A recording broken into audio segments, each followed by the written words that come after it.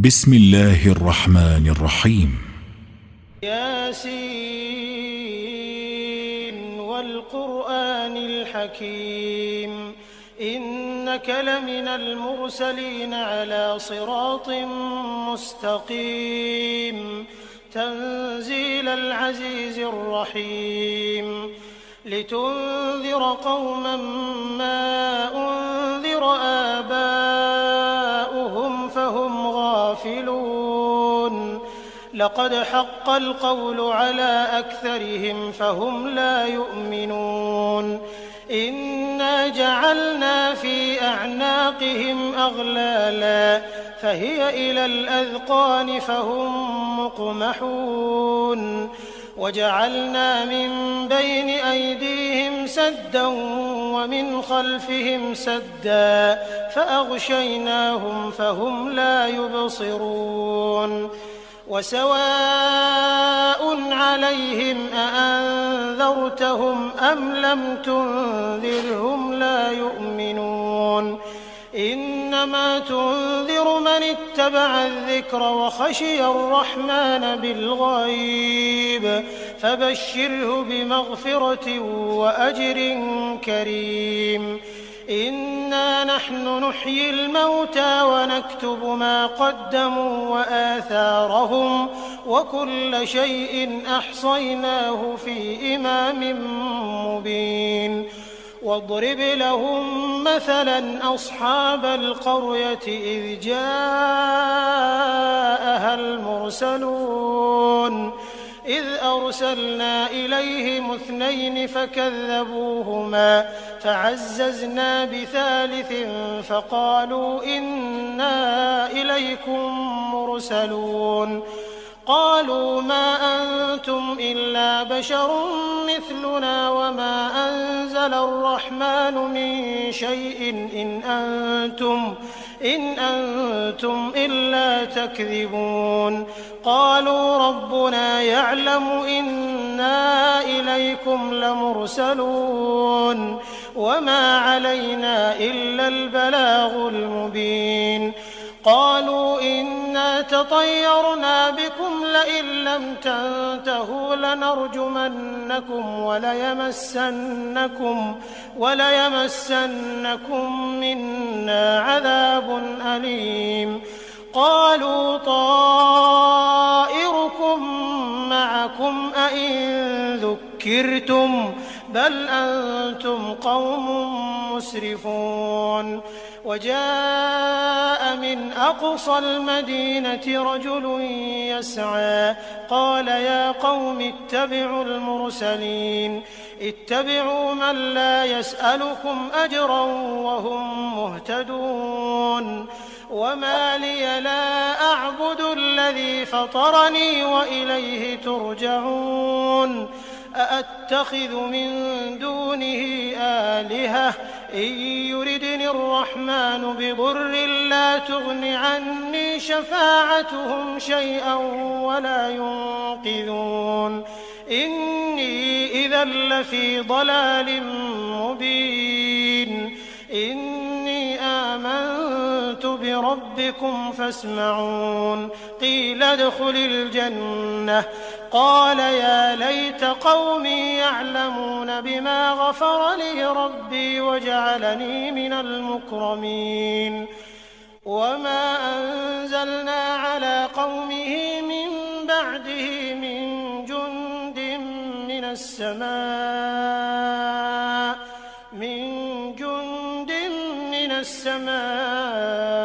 وما كنا منزلين إن كانت إلا صيحة واحدة فإذا هم خامدون يا حسرة على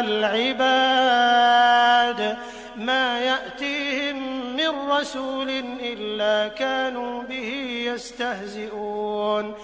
ألم يروا كم أهلكنا قبلهم من القرون أنهم إليهم لا يرجعون وإن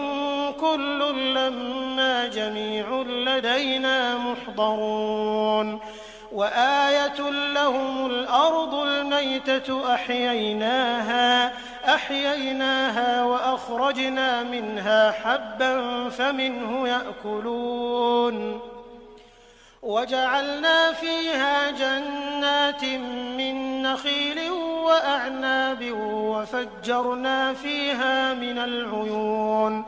ليأكلوا من ثمره وما عملته أيديهم أفلا يشكرون سبحان الذي خلق الأزواج كلها مما تنبت الأرض ومن أنفسهم ومما لا يعلمون وآية لهم الليل نسلخ منه النهار فإذا هم مظلمون والشمس تجري لمستقر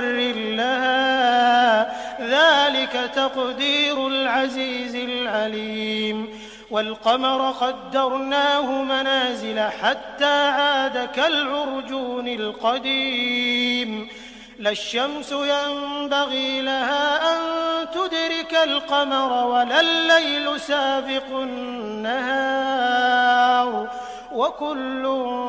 في فلك يسبحون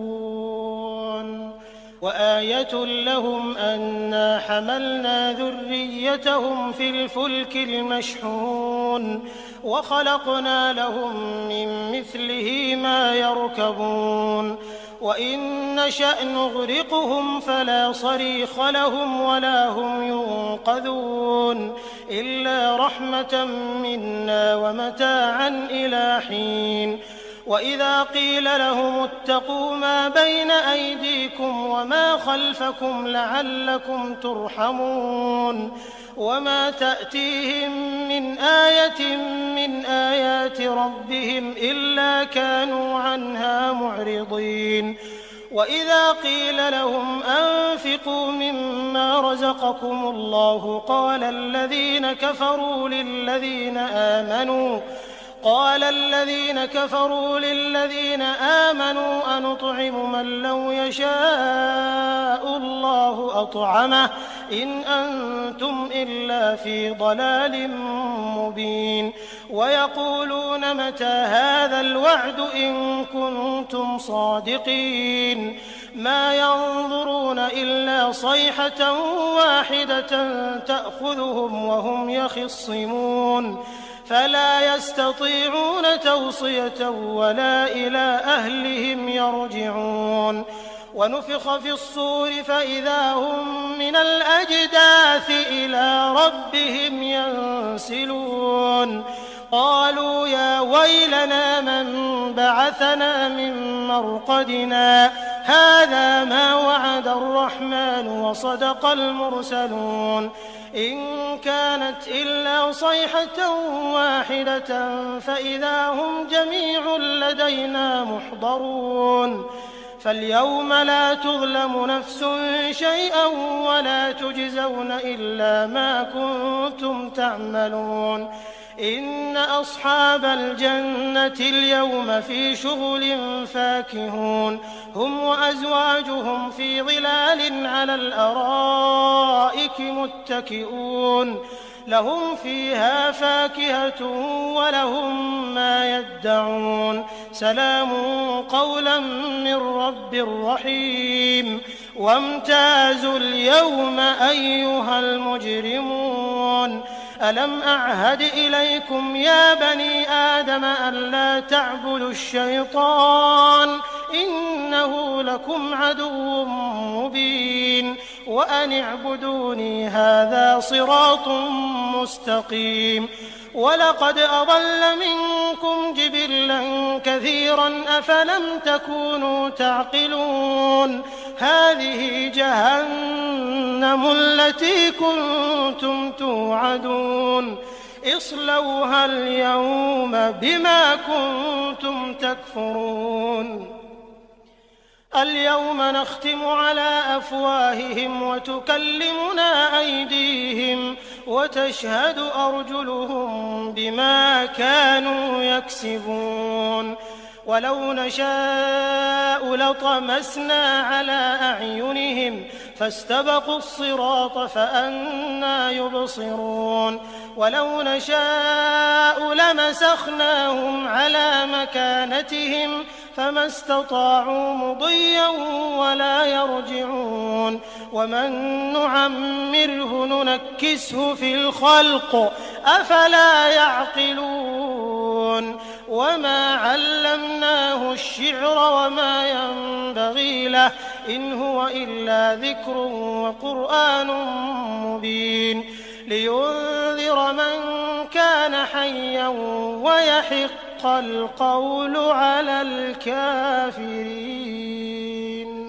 أولم يروا أنا خلقنا لهم مما عملت أيدينا أنعاما فهم لها مالكون وذللناها لهم فمنها ركوبهم ومنها يأكلون ولهم فيها منافع ومشارب أفلا يشكرون واتخذوا من دون الله آلهة لعلهم ينصرون لا يستطيعون نصرهم وهم لهم جند محضرون فلا يحزنك قولهم إنا نعلم ما يسرون وما يعلنون أولم ير الإنسان أنا خلقناه من نطفة فإذا هو خصيم مبين وضرب لنا مثلا ونسي خلقه قال من يحيي العظام وهي رميم قل يحييها الذي أنشأها أول مرة وهو بكل خلق عليم الذي جعل لكم من الشجر الأخضر نارا فإذا أنتم منه توقدون أوليس الذي خلق السماوات والأرض بقادر على أن يخلق مثلهم بلى وهو الخلاق العليم إنما أمره إذا أراد شيئا أن يقول له كن فيكون فسبحان الذي بيده ملكوت كل شيء وإليه ترجعون بسم الله الرحمن الرحيم الرحمن علم القرآن خلق الإنسان علمه البيان الشمس والقمر بحسبان والنجم والشجر يسجدان والسماء رفعها ووضع الميزان ألا تطغوا في الميزان وأقيموا الوزن بالقسط ولا تخسروا الميزان والأرض وضعها للأنام فيها فاكهة والنخل ذات الأكمام والحب ذو العصف والريحان فبأي آلاء ربكما تكذبان خلق الإنسان من صلصال كالفخار وخلق الجان من مارج من نار فبأي آلاء ربكما تكذبان رب المشرقين ورب المغربين فبأي آلاء ربكما تكذبان مرج البحرين يلتقيان بينهما برزخ لا يبغيان فبأي آلاء ربكما تكذبان يخرج منهما اللؤلؤ والمرجان فبأي آلاء ربكما تكذبان وله الجوار المنشآت في البحر كالأعلام فبأي آلاء ربكما تكذبان كل من عليها فان ويبقى وجه ربك ذو الجلال والإكرام والإكرام فبأي آلاء ربكما تكذبان يسأله من في السماوات والأرض كل يوم هو في شأن فبأي آلاء ربكما تكذبان سنفرغ لكم أيها الثقلان فبأي آلاء ربكما تكذبان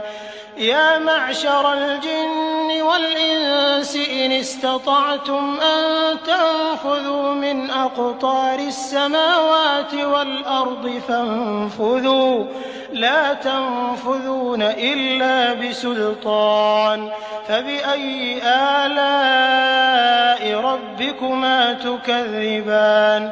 يرسل عليكما شواظ من نار ونحاس فلا تنتصران فبأي آلاء ربكما تكذبان فإذا انشقت السماء فكانت وردة كالدهان فبأي آلاء ربكما تكذبان فيومئذ لا يسأل عن ذنبه إنس ولا جان فبأي آلاء ربكما تكذبان يعرف المجرمون بسيماهم فيؤخذ بالنواصي والأقدام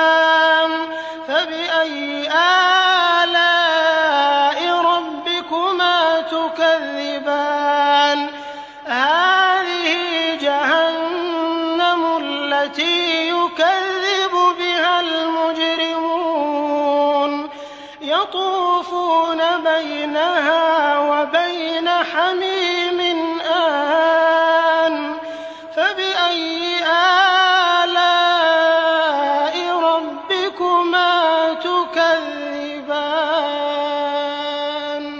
ولمن خاف مقام ربه جنتان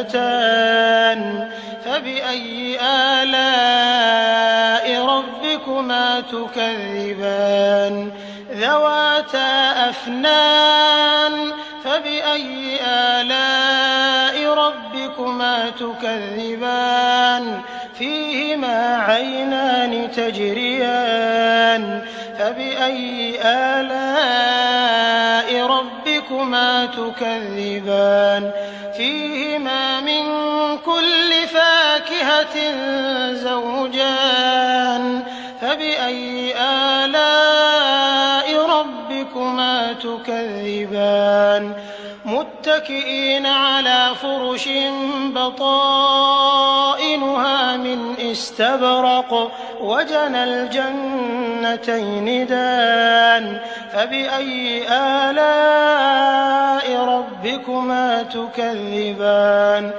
فيهن قاصرات الطرف لم يطمثهن إنس قبلهم ولا جان فبأي آلاء ربكما تكذبان كأنهن الياقوت والمرجان فبأي آلاء ربكما تكذبان هل جزاء الإحسان إلا الإحسان فبأي آلاء ربكما تكذبان ومن دونهما جنتان فبأي آلاء ربكما تكذبان مدهامتان فبأي آلاء ربكما تكذبان فيهما عينان نضاختان فبأي آلاء ربكما ربكما تكذبان فيهما فاكهة ونخل ورمان فبأي آلاء ربكما تكذبان فيهن خيرات حسان فبأي آلاء ربكما تكذبان حور مقصورات في الخيام فبأي آلاء ربكما تكذبان لم يطمثهن إنس قبلهم ولا جان فبأي آلاء ربكما تكذبان متكئين على رفرف خضر وعبقري حسان فبأي آلاء ربكما تكذبان تبارك اسم ربك ذي الجلال والإكرام. بسم الله الرحمن الرحيم. ياسين والقرآن الحكيم إنك لمن المرسلين على صراط مستقيم تنزيل العزيز الرحيم لتنذر قوما ما أنذر آباؤهم فهم غافلون لقد حق القول على أكثرهم فهم لا يؤمنون إنا جعلنا في أعناقهم أغلالا فهي إلى الأذقان فهم مقمحون وجعلنا من بين أيديهم سدا ومن خلفهم سدا فأغشيناهم فهم لا يبصرون وسواء عليهم أأنذرتهم أم لم تنذرهم لا يؤمنون إنما تنذر من اتبع الذكر وخشي الرحمن بالغيب فبشره بمغفرة وأجر كريم إنا نحن نحيي الموتى ونكتب ما قدموا وآثارهم وكل شيء أحصيناه في إمام مبين واضرب لهم مثلا أصحاب القرية إذ جاءها المرسلون إذ أرسلنا إليهم 2 فكذبوهما فعززنا بثالث فقالوا إنا إليكم مرسلون قالوا ما أنتم إلا بشر مثلنا وما أنزل الرحمن من شيء إن أنتم إلا تكذبون قالوا ربنا يعلم إنا إليكم لمرسلون وما علينا إلا البلاغ المبين قالوا إنا تطيرنا بكم لئن لم تنتهوا لنرجمنكم وليمسنكم منا عذاب أليم قالوا طائركم معكم أئن ذكرتم بل أنتم قوم مسرفون وجاء من أقصى المدينة رجل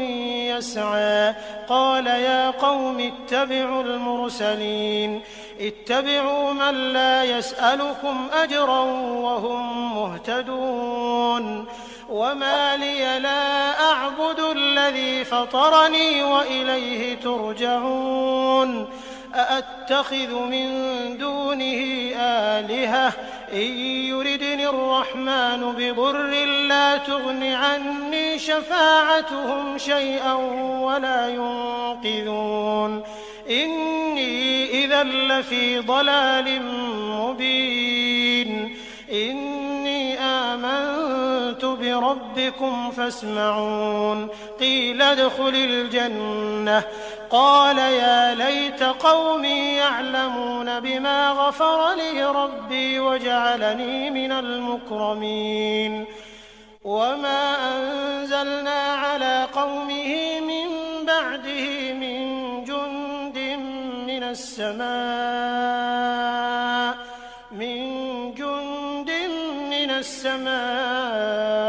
وما كنا منزلين إن كانت إلا صيحة واحدة فإذا هم خامدون يا حسرة على العباد ما يأتيهم من رسول إلا كانوا به يستهزئون ألم يروا كم أهلكنا قبلهم من القرون أنهم إليهم لا يرجعون وإن كل لما جميع لدينا محضرون وآية لهم الأرض الميتة أحييناها وأخرجنا منها حبا فمنه يأكلون وجعلنا فيها جنات من نخيل وأعناب وفجرنا فيها من العيون ليأكلوا من ثمره وما عملته أيديهم أفلا يشكرون سبحان الذي خلق الأزواج كلها مما تنبت الأرض ومن أنفسهم ومما لا يعلمون وآية لهم الليل نسلخ منه النهار فإذا هم مظلمون والشمس تجري لمستقر لها ذلك تقدير العزيز العليم والقمر قدرناه منازل حتى عاد كالعرجون القديم لا الشمس ينبغي لها أن تدرك القمر ولا الليل سابق النهار وكل في فلك يسبحون وآية لهم أنا حملنا ذريتهم في الفلك المشحون وخلقنا لهم من مثله ما يركبون وإن نشأ نغرقهم فلا صريخ لهم ولا هم ينقذون إلا رحمة منا ومتاعا إلى حين وإذا قيل لهم اتقوا ما بين أيديكم وما خلفكم لعلكم ترحمون وما تأتيهم من آية من آيات ربهم إلا كانوا عنها معرضين وإذا قيل لهم أنفقوا مما رزقكم الله قال الذين كفروا للذين آمنوا أنطعم من لو يشاء الله أطعمه إن أنتم إلا في ضلال مبين ويقولون متى هذا الوعد إن كنتم صادقين ما ينظرون إلا صيحة واحدة تأخذهم وهم يخصمون فلا يستطيعون توصية ولا إلى أهلهم يرجعون ونفخ في الصور فإذا هم من الأجداث إلى ربهم ينسلون قالوا يا ويلنا من بعثنا من مرقدنا هذا ما وعد الرحمن وصدق المرسلون إن كانت إلا صيحة واحدة فإذا هم جميع لدينا محضرون فاليوم لا تظلم نفس شيئا ولا تجزون إلا ما كنتم تعملون إن أصحاب الجنة اليوم في شغل فاكهون هم وأزواجهم في ظلال على الأرائك متكئون لهم فيها فاكهة ولهم ما يدعون سلام قولا من رب رحيم وامتازوا اليوم أيها المجرمون ألم أعهد إليكم يا بني آدم ألا تعبدوا الشيطان إنه لكم عدو مبين وأن اعبدوني هذا صراط مستقيم ولقد أضل منكم جبلا كثيرا أفلم تكونوا تعقلون هذه جهنم التي كنتم توعدون اصلوها اليوم بما كنتم تكفرون اليوم نختم على أفواههم وتكلمنا أيديهم وتشهد أرجلهم بما كانوا يكسبون ولو نشاء لطمسنا على أعينهم فاستبقوا الصراط فأنى يبصرون ولو نشاء لمسخناهم على مكانتهم فما استطاعوا مضيا ولا يرجعون ومن نعمره ننكسه في الخلق أفلا يعقلون وما علمناه الشعر وما ينبغي له إن هو إلا ذكر وقرآن مبين لينذر من كان حيا ويحق القول على الكافرين